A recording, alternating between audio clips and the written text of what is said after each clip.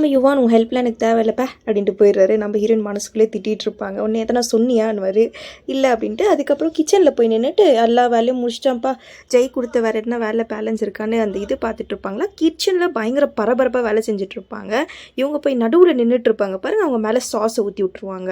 அங்கே இருக்கிற ஒரு பொண்ணுக்கு என்ன பிரச்சனைன்னு தெரியல, அது ஸ்டார்டிங்லேருந்தே ஒரு மாதிரி தான் இருக்குது. ஹீரோயினை பார்த்துட்டு அவங்கள கோத்து விட்ற மாதிரியே, ஈத்தன் கிட்ட கோத்து விட்ற மாதிரியே சொல்லி விட்ரு, இவ தான் வழியில் நின்றுட்டுருக்கா, எல்லா பிரச்சனையும் அவ்வளோதான்ற மாதிரி. ஈத்தன் பார்க்குறாங்க, ஜெய் ஹீரோயின் மேலே ஃபுல்லாக சாஸ் ஊற்றிட்டு இருக்கு. ஈத்தன் சரிம்மா அங்கே தான் ஷவருக்கு போய் குளிச்சுக்கப்போ அப்படின்ட்டு கிளம்பிடுறான்.